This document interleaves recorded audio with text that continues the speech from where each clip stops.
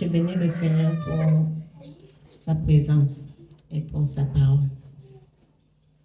Je lui rends infiniment grâce pour ce qu'il nous conduit.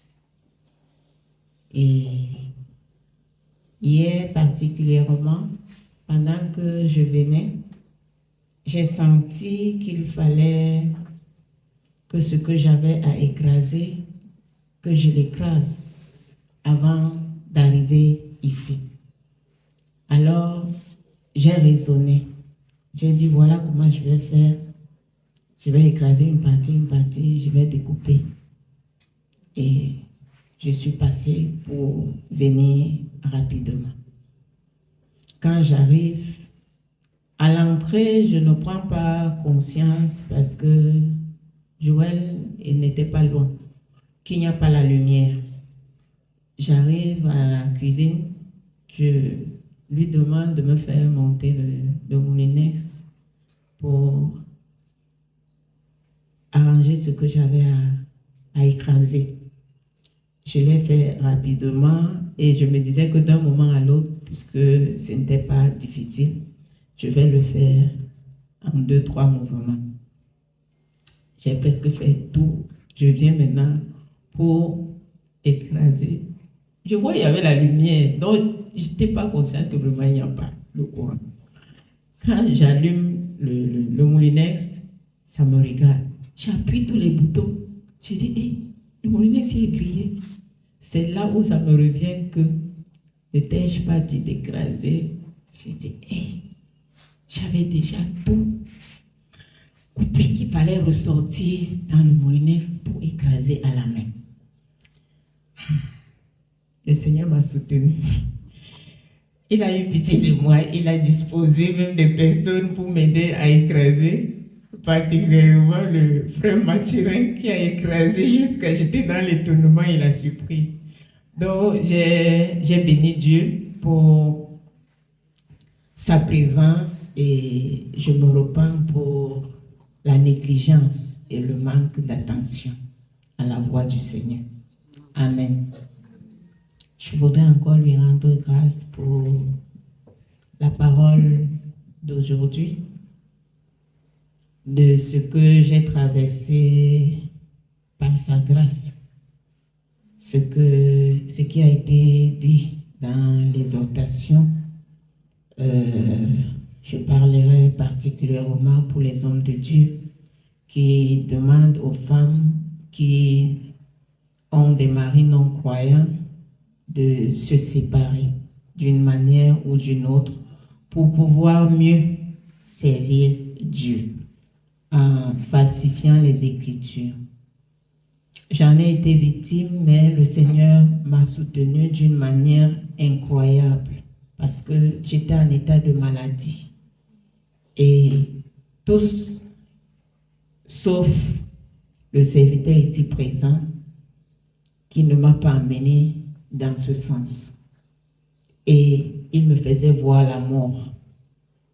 Si tu ne quittes pas, tu vas mourir. Le Seigneur t'a appelé pour le servir. Tu es une servante.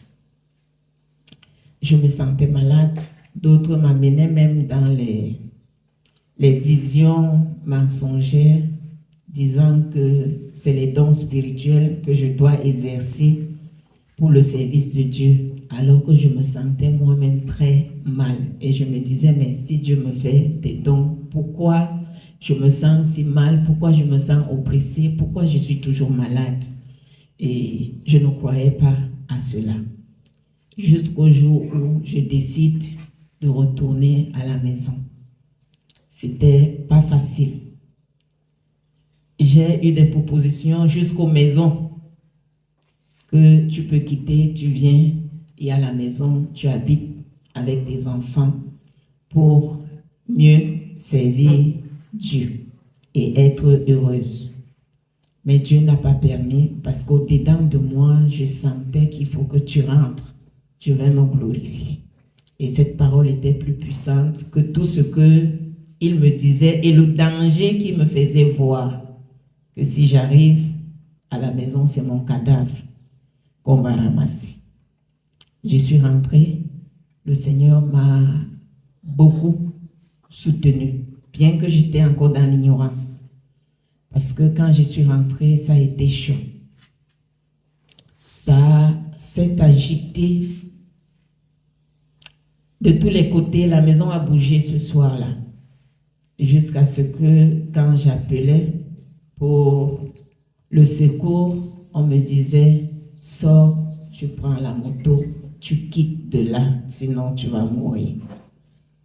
Mais par la grâce de Dieu, j'ai tenu ferme et à un moment donné, c'est celui qui s'agitait qui est parti. Je suis restée dormir en paix. Le Seigneur a continué à me soutenir jusqu'à ce que je suis arrivée dans sa maison.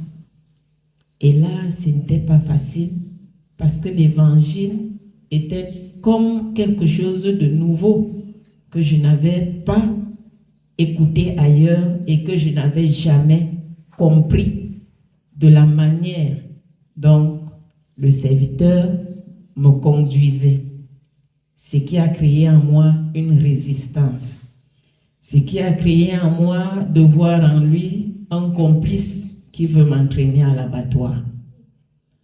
Mais le Seigneur s'est glorifié chaque fois que je m'abaissais pour mettre en pratique le conseil que le serviteur de Dieu me donnait.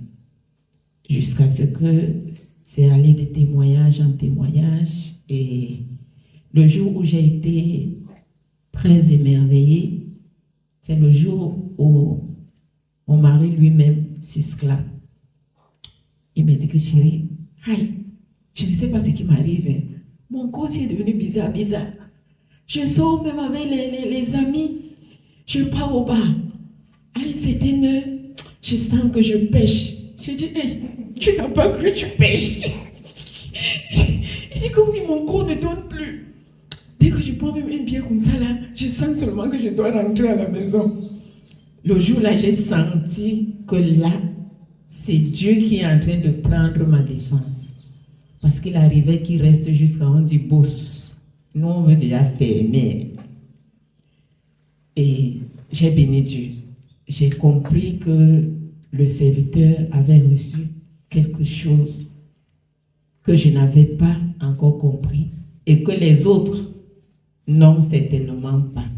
Parce qu'ils mettent la crainte, ils donnent la gloire à l'ennemi.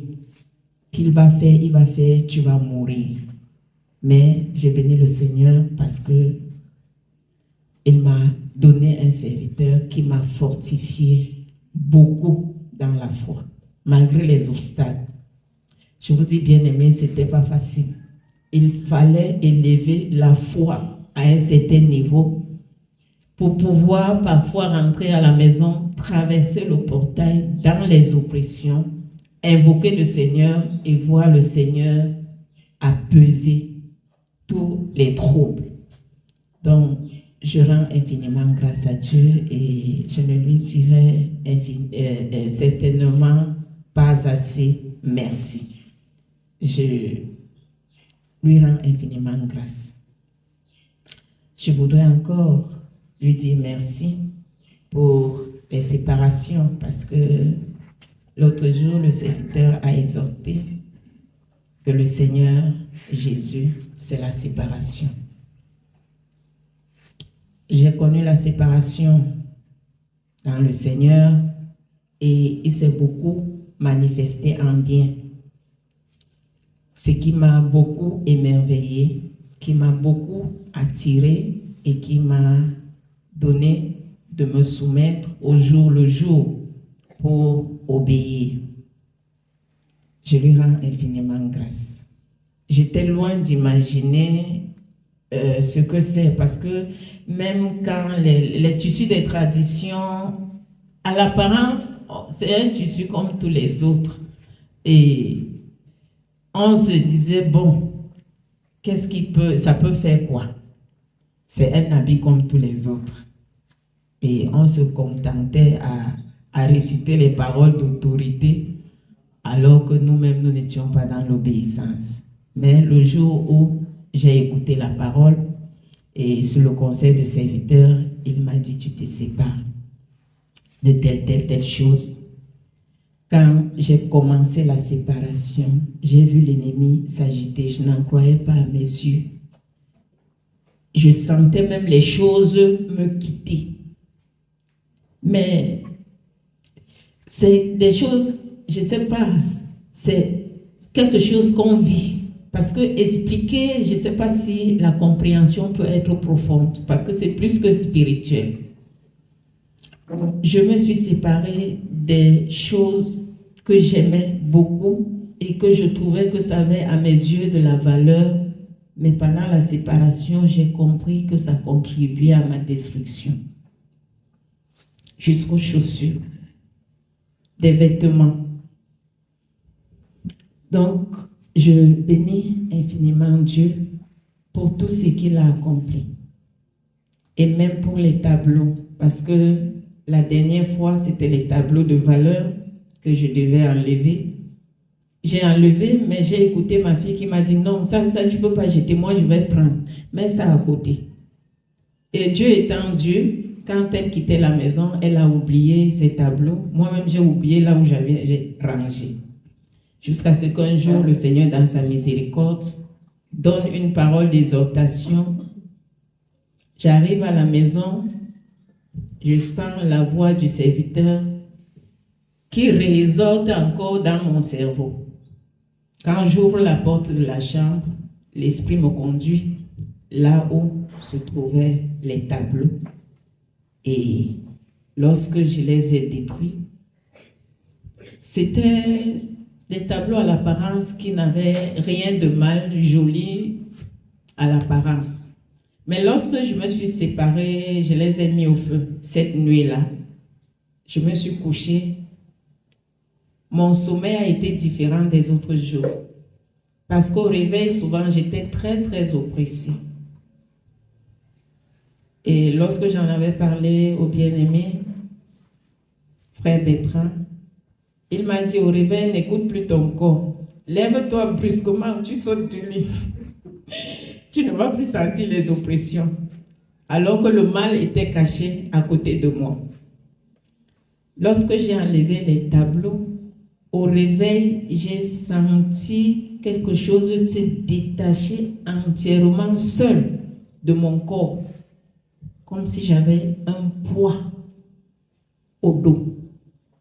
Tout ça est quitté de la tête jusqu'aux pieds. Ça s'est séparé. J'ai senti mon corps rester léger jusqu'aujourd'hui. Je n'ai plus ce souci au réveil. Je bénis le Seigneur pour ce qu'il m'a donné de voir de mes propres yeux sa gloire dans ma vie. Pour ce qui est des séparations. Je lui rends infiniment grâce. Donc, depuis vendredi, là, c'était comme une dette que le Seigneur me demandait. Parfois, je réfléchis, je dis, j'ai trop témoigné, mais ça commence à brûler en moi. Je lui rends infiniment grâce. Je lui dis encore merci pour cette maman qui, au départ, était très enthousiaste à écouter la parole à travers les réseaux sociaux. Et qui en semaine, suite à une exhortation, a été très très en colère en écoutant le serviteur.